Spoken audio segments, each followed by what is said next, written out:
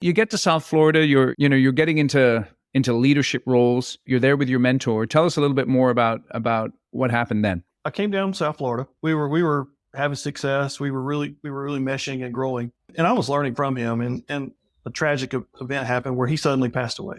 Oh, wow. And so when on the passing of my mentor, then it was, okay, who's going to run the office? And I was next in line for that position. This is Eric Anderton, and you're listening to Construction Genius, a leadership masterclass. Thomas Edison said that genius is 1% inspiration and 99% perspiration. If you're a construction leader, you know all about the perspiration, and this show is all about the 1% inspiration that you can add to your hard work to help you to improve your leadership.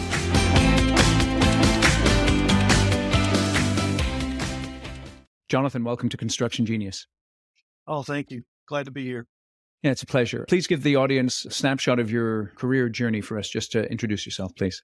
Okay. So, I'm Johnathan Peavy. I manage the South Florida operations for Robins Morton. In my position, I manage pretty much for Lauderdale, Miami, and all of South Florida. Within that encompasses 105 salaried employees and about 125 hourly employees. I started my journey. I think most of y'all, I don't really sound like I'm from Florida. So I started my journey in Alabama, born and raised in Alabama in a small town. College football team. Got to ask. Auburn. I'm Auburn. So. Oh, you are? Yeah, I'm an Auburn guy. So. Interesting. We're a lot of Auburn guys, but, and gals. So truly, I thought I was going to be a civil engineer when I first started out. So, kind of unique background I grew up around construction, but kind of fought it and, went to Auburn and thinking I was going to be a civil engineer. Interned with Robins Morton, and always gravitated to it. And then when I graduated, I said, I'm still going to be an engineer. So I spent about 9 months on the engineering side until I realized that my personality is not set to be an engineer. I need to go to construction. Why did you say that about your personality? What is it about your personality that you realized engineering is not for you and you needed to go more to the construction side? Well, I think my brain's very much engineering, but I like the human interaction, and I like the process and the pace of construction. So as a young engineer, working for just a young entry-level civil engineering firm, doing a lot of drafting. And what really made the day I knew that I was going to make a career change was I had to go present to a zoning and planning board and present a plan of what we were planning to do for this big development. And I had that interaction with the zoning board and with the client. This is probably more me than sitting there just drawing. So Interesting. Yeah. That's cool. So tell us about how you got into your current position at the moment. So in my current position, how I got here is, it's a history of, like a lot of construction companies, you started from the ground up as a field engineer with Robins, traveled around the south, mostly southeast from Texas east, working on different projects, climbing up from field engineer, project engineer, APM, PM, senior PM within Robins, managing all different complexity of healthcare projects. That's mostly what we do. Most people know us as a specialized builder. And then I had an opportunity. I was already working in the state of Florida, and I had a close friend who ran the South Florida office, and he was looking to grow it and looking for someone to kind of help him grow that market. And he asked if I'd come down, and I said, sure. I'll come give it a try. Never in my life did I think I would live in South Florida or Fort Lauderdale or Miami. That was never on my radar places to live, Help me out here because I'm in California. So how do people in Alabama then view Florida? Is there like a sort of a cultural divide or a disconnect, or what's the view there? No, very similar. Very similar. Yeah. I mean, when you look at the state of Florida, you kind of can break it into two halves. You have South Florida and you have the rest of the state. You got the Panhandle. A lot of people call it Lower Alabama. So, yeah, right. That's the joke, right? And then you got Orlando, Tampa, Jacksonville. That's Central Florida. And South Florida is just very much, it's a melting pot of the world. So it operates very differently than Central Florida and Panhandle. So then it sounded like, you kind of went up this corporate ladder, which is, a familiar one for many of the audience in terms of starting off at the bottom, relatively speaking, and then working your way up. Was that something that you always wanted to do? Did you set yourself career goals at the beginning and all those kinds of things? Or were you just kind of winging it as you went along? No, I think, anybody that's very career driven, you set those goals, right? I knew I wanted to do this and always had a desire to be more on the sales and leadership and management of the overall company, from day one of really starting with Robins Morton. I pretty much knew I wasn't going anywhere else. I would never go anywhere else. I've been a very loyal approach and always knew that I wanted to grow within this organization only. Why is that though? Because, you said you did an internship. And so, it's interesting. I have sons who are looking to get into construction, thinking about various options. Why did you pick the company and why did you stick with them? I think it starts from our top. So Bill Morton, one of the owners of the company, primary owner of the company, when his father started the business, it's a very down to earth approach. And so his door is always open. So like I had a direct conversation. We're a large construction company, but I could have a direct conversation with Bill, and it's not Mr. Morton, it's Bill. So like having that, it was very much a family feel. And for a young individual coming up, it was nice to have that. I didn't feel like it was very a high structure where, we had our hierarchy. It was, no, we're a family and we're going to work together. Let me ask you about the family feel, because many companies, they pride themselves on having a family feel, but then what they struggle with is they struggle with managing performance, because as a non-hierarchical type company, they don't necessarily always push performance. So how do you guys balance that first name basis, so to speak, with pushing performance on projects? Well, I think what we do a very good job of is of setting those expectations. It is a very family oriented, but we outline what success looks like. What do they want to do, right? Not only just what we want to see as from an organization, but where do you want to see yourself go in life? And when we base it on that, you see a lot of similarities in what people want. And we help them develop a plan that really maximizes their life in the long term. So how we balance it is, with having that humanistic approach, we're able to, like, we sit down and talk, and sometimes they're tough conversations, right? It's like, hey, we got to work here. We need to do things different, but we're doing it out of a sense of caring for you, not because we're trying to hit a bottom line. It's because we see the potential in you. And I've had several of these conversations. Like I challenge some of my younger people that I see their upside and their potential, and I don't think they're fully hitting it. And I've told them that. I said, hey, I think you're selling yourself short. I see more in you than you probably see in yourself. Yeah. And I said, I'm going to challenge you because I want you to reach the goals you want to reach in your life. It's interesting because I do think that with young people, sometimes they're figuring it out, obviously, and they're, bring someone in from college, they're in their 20s, they don't necessarily see in themselves the same thing. What do you look for when you've hired a young person that tells you this person, even if they might be a diamond in the very rough, they have the potential to succeed in construction? What are some of those qualities that you're looking at? From a straight new hire, personally, grades are not a huge thing for me. I will look at them. I want to know they passed their classes. Sure. But it's the soft skills that I can't teach you. I can't teach you work ethic. I can't teach you to be a hard worker, open-minded. Can you comprehend? I want to know that you can comprehend. But if we were strictly basing it on your GPA, I would probably not be the first person you hired. So that's the thing is that, it's those soft skills. Are you open? Are you eager? Are you hard? Can you tell if you're hardworking? Can you communicate? Yep. And it's really that eagerness. If you got somebody that's got a drive and willing to learn, I can teach you just about anything. Yeah. Yeah. It's interesting. I was at an event last night and having the exact conversation with the owner of a very successful GC. And he was like, dude, I don't care. If you've got the right attitude, I can teach you the business. It's very much true. Very much true. So you get to South Florida, you're getting into leadership roles, and you're there with your mentor. Tell us a little bit more about what happened then. Yeah. So, I came down to South Florida and we were having success. We were really meshing and growing, and I was learning from him, and a tragic event happened where he suddenly passed away. Oh, wow. And the passing of my mentor, then it was, okay, who's going to run the office? And I was next in line for that position. Now, in my mind, did I ever think that was the possibility of how I was going to end up in the position I'm in today? No. And it was very difficult and something we hadn't ever really experienced in our organization. Okay. So it's something you've never experienced before. Tell me how you handled it sort of day one. What was the first thing that you did? Obviously you're grieving, but again, it's construction. So we have signed contracts. We have a bunch of money and risk and lives at stake. How did you handle that first day, that first week, that first month? At the get-go, it was, okay, we're a big organization. The ship is still moving in the same direction. Yeah. So as a group, we're going to move in this direction. We're going to honor our good friend that we lost. And I was very transparent and open and really vulnerable. It said, look, we're going to take this ship. We're going to keep moving. I'm probably going to make some mistakes along the way, but we're going to learn as a team and we're going to grow as a team and we're going to get through this together. And that was kind of the sounding foundation for me is how I was going to operate, is that very open and transparent and vulnerable with them. It goes, yeah, this is not ideal for any of us. Right. This is not, we miss our friend, right? So, that's what it was. He was a friend. Yeah. So we, as a group, they saw that, because I had the relationships too with everybody, it was, I met with them individually and I talked to all of my team members, even the ones that from junior level, entry level positions all the way up to my senior leadership that was working underneath me. I met with them and we met as a group. We talked about, hey, I laid out my vision of what I wanted to see, how we were going to implement this, and what key roles they were going to play in doing so. Now, was that a vision you'd already formed, or was that something where obviously the tragedy occurred and then you've got to begin to process in a way that you haven't processed before? How did you personally handle that, preparing for those meetings with people as you went through this transition? I mean, I think outside of the tragedy, I think anybody that sees himself in leadership position understands or has an idea of how they want to lead and manage. It's the curveballs get thrown to you is how you got to adjust and figure that out, right?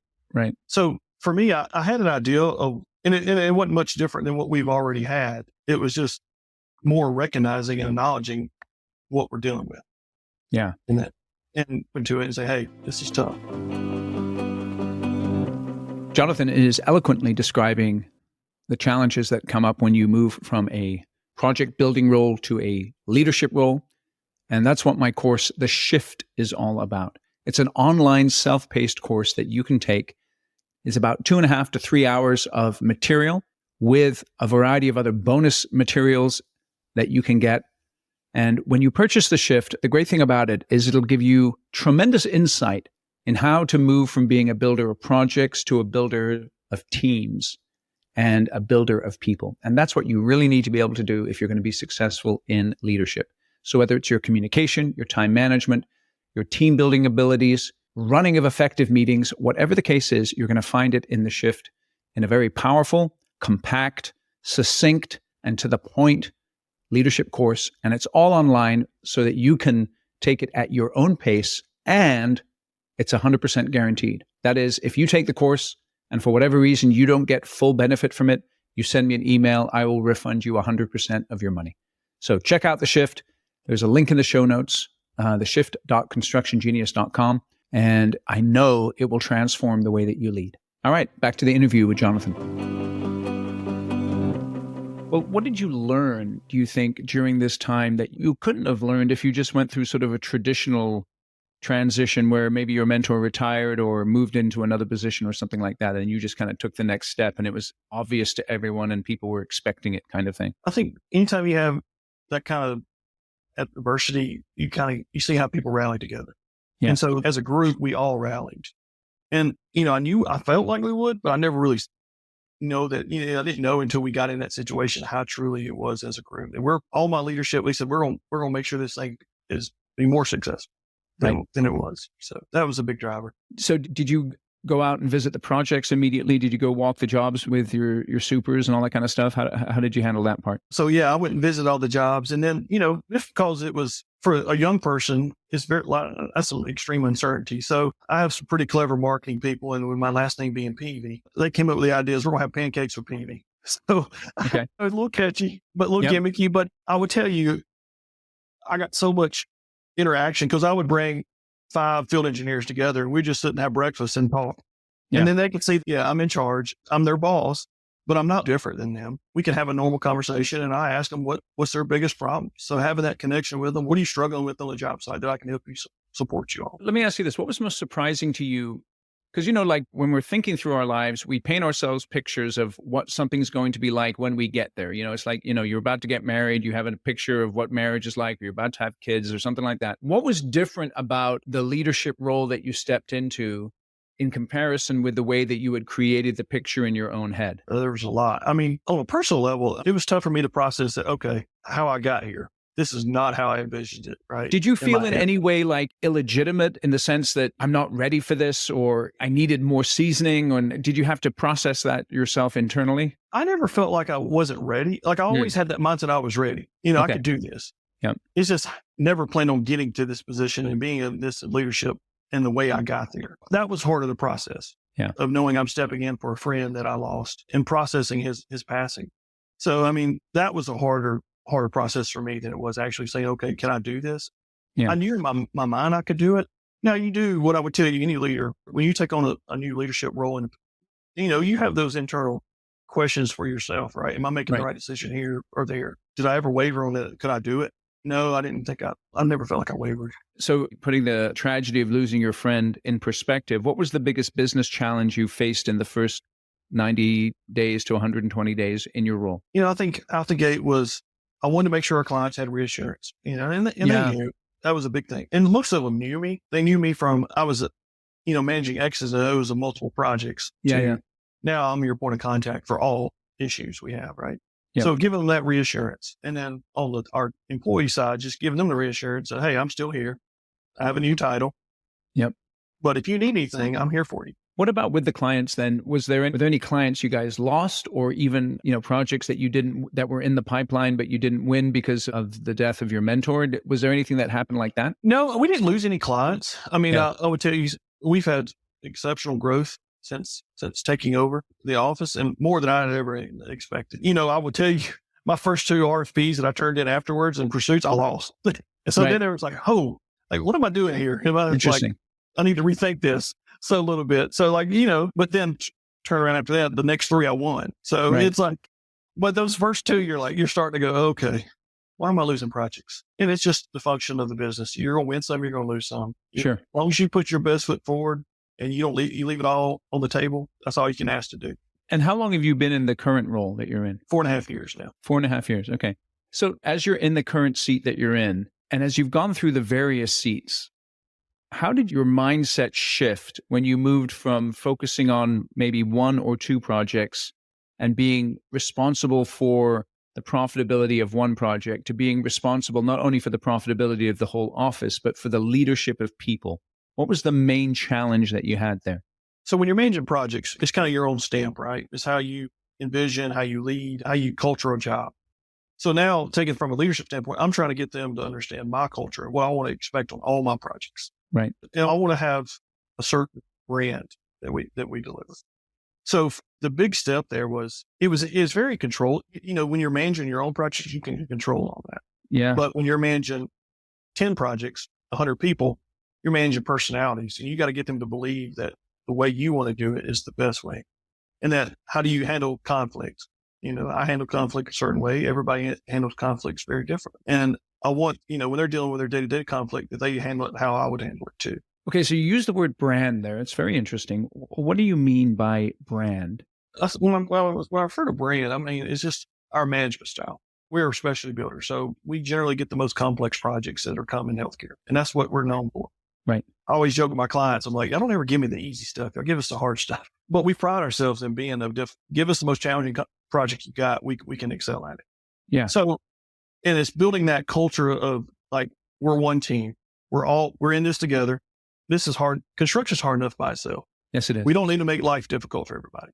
Yeah. So we're not going to operate in individual silos as a design team, an owner, and a constructor. We're going to do this together. And I expect my teams to do that with our trade partners as well. Trade partners, us, architects, designers, and owners. We are one cohesive unit. So we have to make sure we do that. So that's interesting, right? So let's say you're working with an owner, they have an architect. How do you handle let's say an inexperienced owner, someone who's never been through the process before? And so they may be uncertain. They may be relying on the architect who perhaps has unrealistic expectations. You have to manage that in such a way so that you don't threaten relationships, but you set up the project for success. How do you work through those kinds of conversations? On a project level for us, it's really start at the gate. We sit down together. I want to get everybody in the room. I want to go through expectations. What is their expectation? And then I can understand, like, what are they really looking for? So if it's an owner that say is not as experienced, their expectations might be sometimes a little unrealistic, or you have a designer that has certain expectations. But if I can at least get in the room and we can sit down, we call it our conditions of satisfaction. What are we going to do to drive this to success? So if we can get in a room and just have a conversation, let's just talk. That's probably something that's lost in our industry a lot. It's starting to get lost more is we don't talk enough. And so if we can just get there and talk about what does success look like on the project, and each party tells me what that looks like, then I can find where maybe I need to help coach them over certain aspects that they don't understand and be open about it and try to support them. I mean, we all have strengths and weaknesses, and we're only good as our weakest link, right? So then how can I shore that up and give them the confidence they need? When you're selling a project, when you're on a pursuit, is the architect typically already been engaged by the owner and you're working through the architect or with the architect and maybe even other engineers? How does that typically work in your market?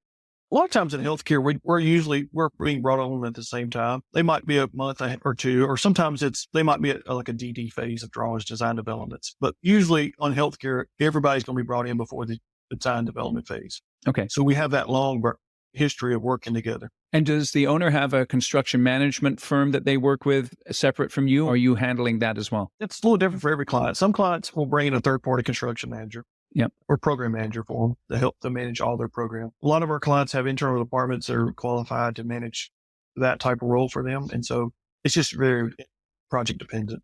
And how much are you involved in the selling of the project before it gets awarded? Heavily involved. And that's really, and my focus is helping with the sale, managing the teams once we win the project. It's one thing to win it, it's the next thing to execute it, right? Yeah. So my main focus is maintaining those relationships, helping the clients, if they have, if they're trying to figure out what's their next build, supporting them, helping them if they have questions, and really seeing it all the way through. So taking a look at this, the sales aspect of it for a moment, as you're approaching a new opportunity, how do you set your team up, your internal team up for success in terms of figuring out who the decision makers are in the client team, figuring out how to influence them, how they view your offering, how they view the competition's offering? How do you strategize around a large opportunity? Because obviously, if it's a hospital job, you're not going after like $100,000 deals. You're going after a big deal, and so there's a lot of money, a lot of risk involved. Take us into that strategic process. Okay. So when you're looking at a big hospital welcoming project, what we're going to look at is, okay, what's our relationship with that client? We're fortunate in the state of Florida that we work for 80% of the clients down here.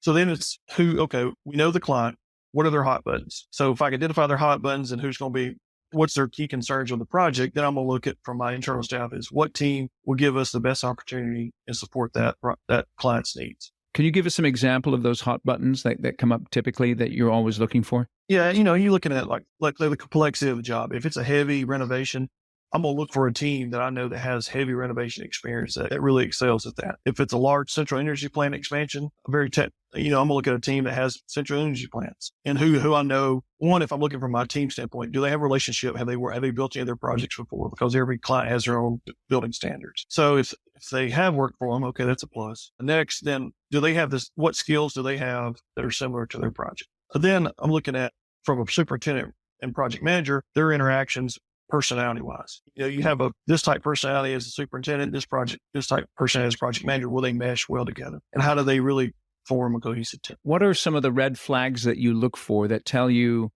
that even if, let's say, we're a technical fit for this job, the relational fit isn't going to be there and we shouldn't take this job on? Do you have a perspective like that? Or are you like, well, if there's a technical fit, we'll just figure it out? Yeah, we do. I mean, when we're looking at projects, we want a client that's going to be a partner with us. If they're very much we're the client, we're going to be, it's our way or the highway, and they don't want to listen to the designers or us, that's a hard fit to really have a team mesh together. We're fortunate enough that all our clients in South Florida don't really operate that way. I mean, healthcare is a little unique. We've seen it in some of our other sectors where you might get a developer client that's a little bit more of a strong arm approach. I mean, but you can usually see if they're not open to ideas from you, it's usually going to create down the road, there's going to be problems. It's interesting. Now, you were talking earlier about handling conflict. And, that's really the job of any construction professional. It's to handle the conflict. How do you work through a difficult conversation? Well, first and foremost, you just got to be open and you got to call it like it is. We all are going to make mistakes. When I make a mistake, I expect me and my people to go just own it. And it's like, hey, we made a mistake. Here's what the mistake was. Here's what we're going to do to fix it.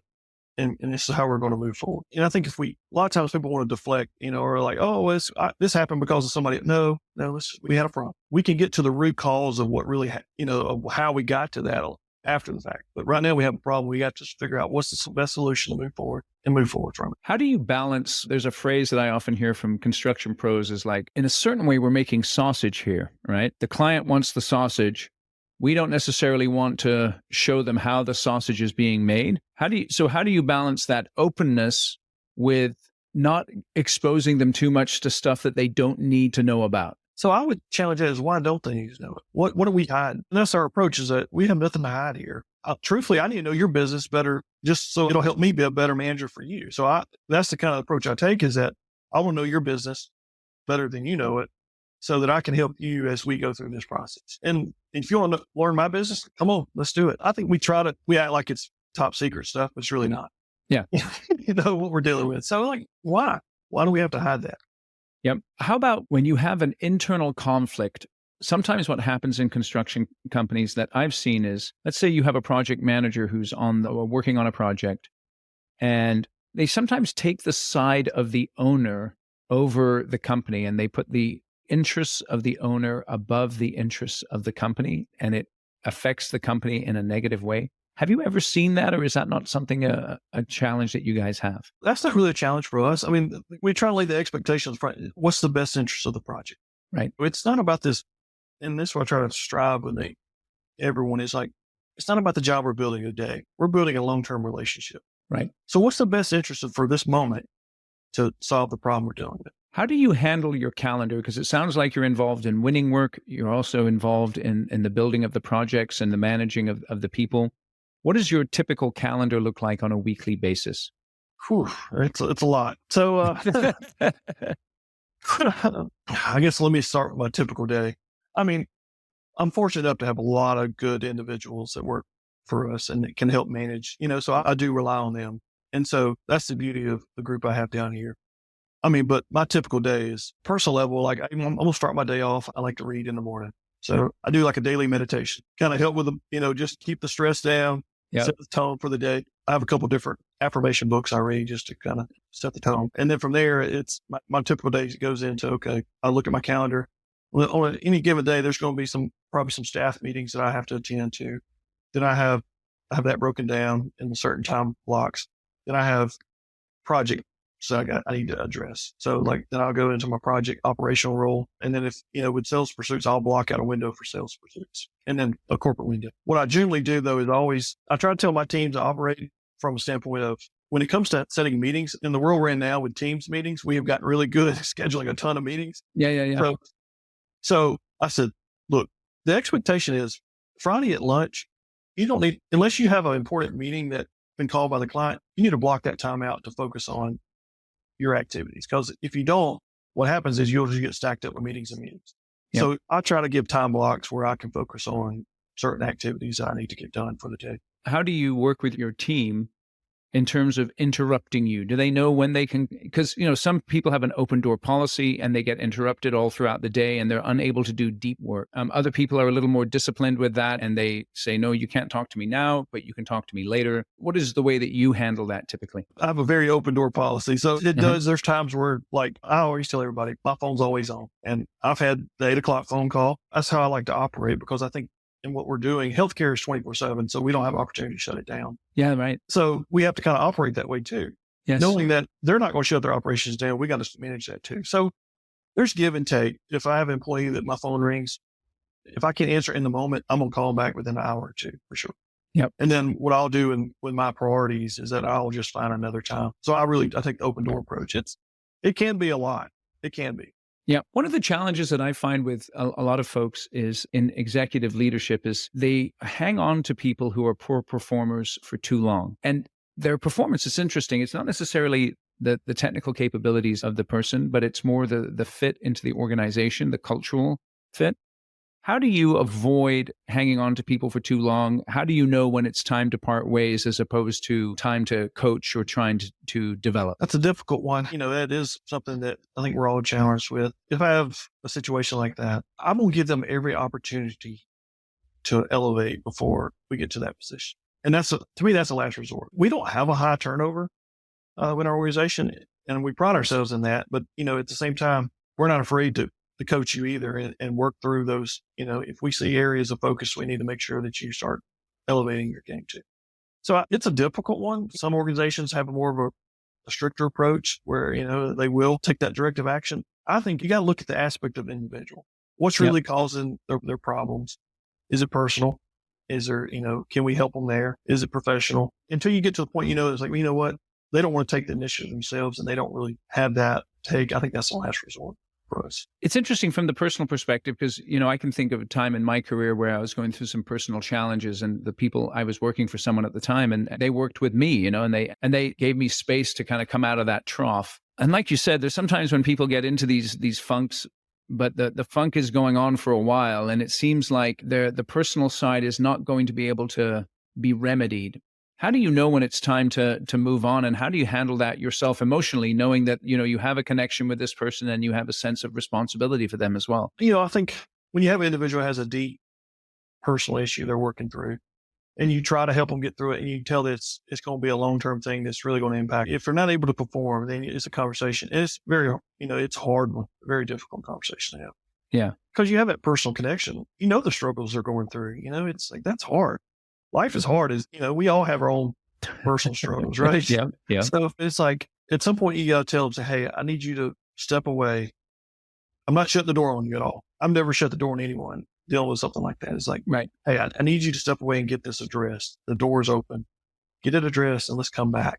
Right. I want you to come back. But I can tell you're affected by something, depending on the situation. This is deeply affecting you. We understand that. But at this point, we need you to step away and get it clean and come back.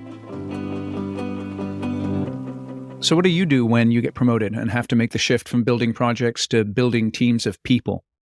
That's what we're talking about here with Johnathan today, amongst other topics, and that's where my book comes in, Construction Genius. Effective, hands-on, practical, simple, no BS, sales strategy, marketing, and leadership advice for construction companies. You go out and you buy my book and you do what many people do. You read one chapter a week, you take notes, and you apply one thing from that one chapter in your leadership role. And over time, you incrementally improve the way that you lead. And the reason why this book is ideal for that is because it is packed with practical things that you can do every day to be a better leader. So go out to Amazon and purchase a copy for yourself and every single leader in your organization, like other construction companies have done.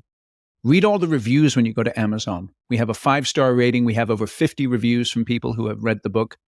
A lot of detailed insights into why the book is impactful and why it is useful. And then just spend $20, actually less than $20, $19.99 per book. Get yourself a copy for you and all of your team. I know you'll enjoy it. All right, back to my interview with Johnathan. What is your long-term vision for your part of the organization and your role in it? Because you've climbed the ladder, so to speak.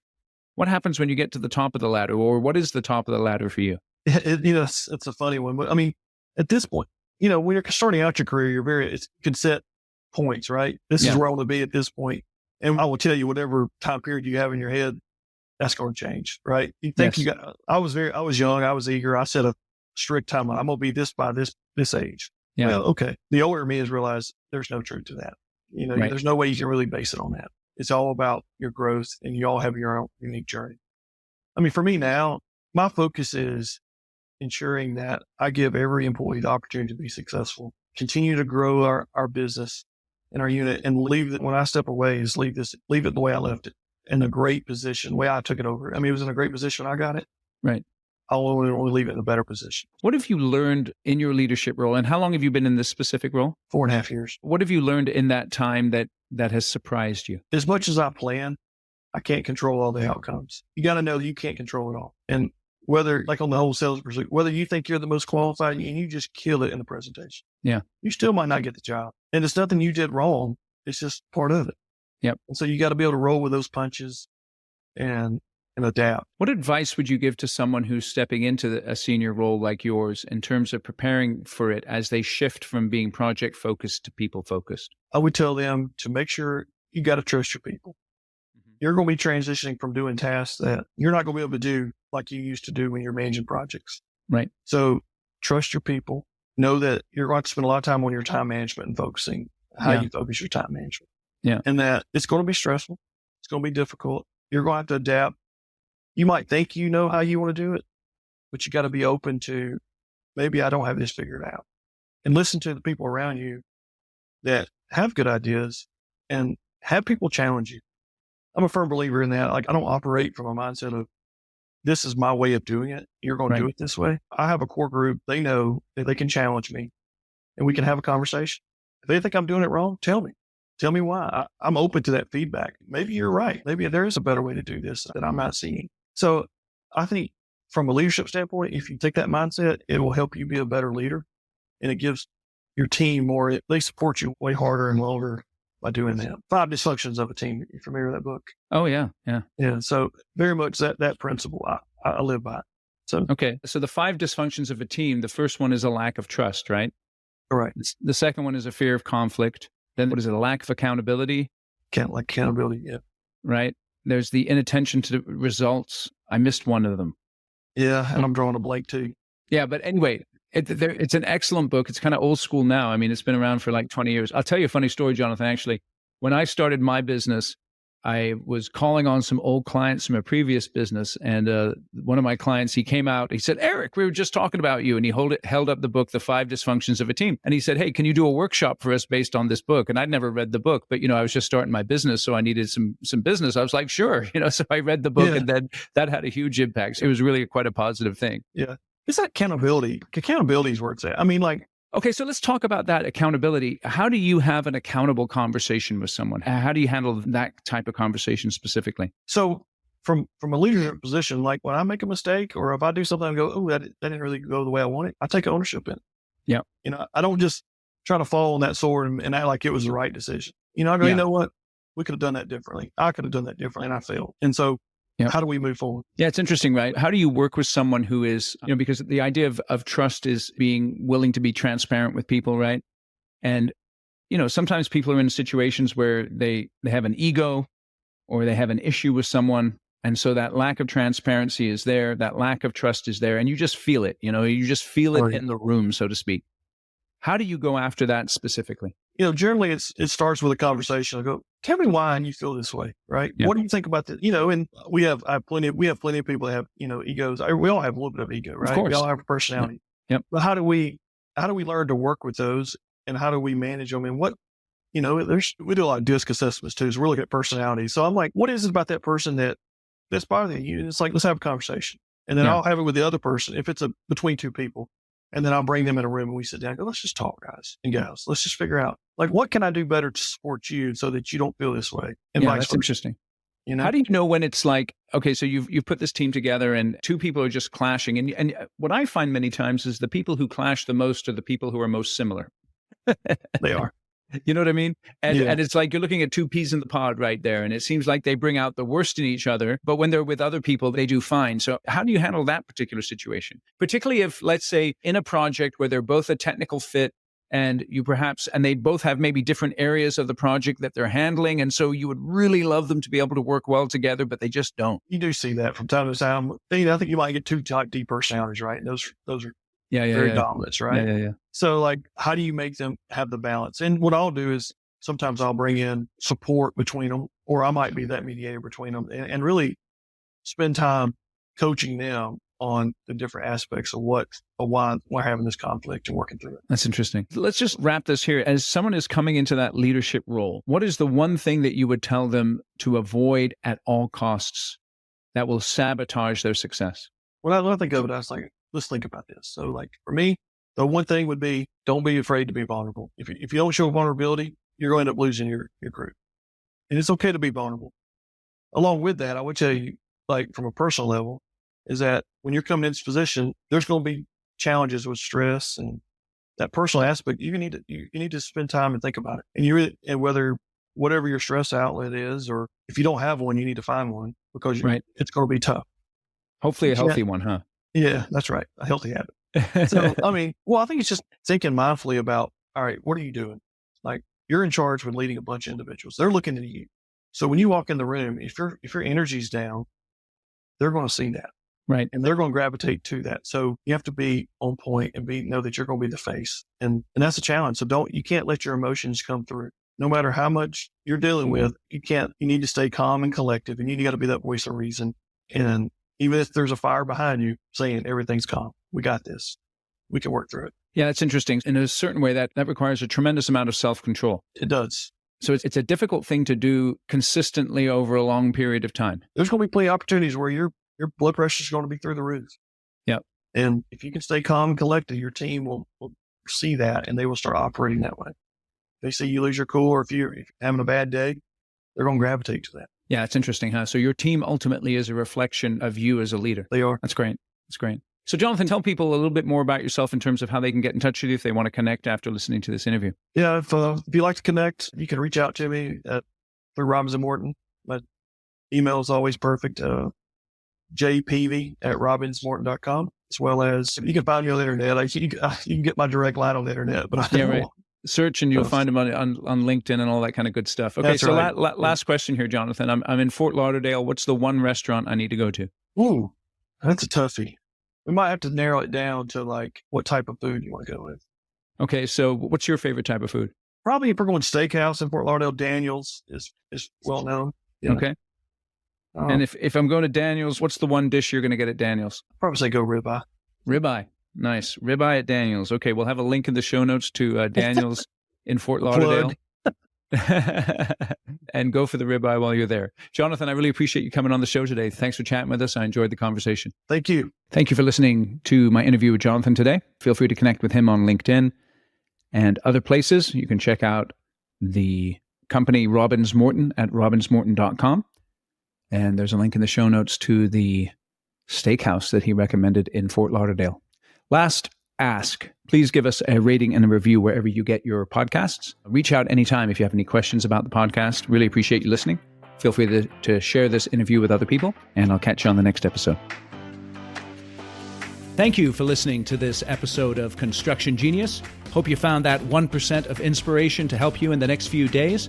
If you like the show, please give us a 5-star review on iTunes, share it with other construction leaders who you think would benefit, and always remember that the show is brought to you by Kick-Ass Meetings.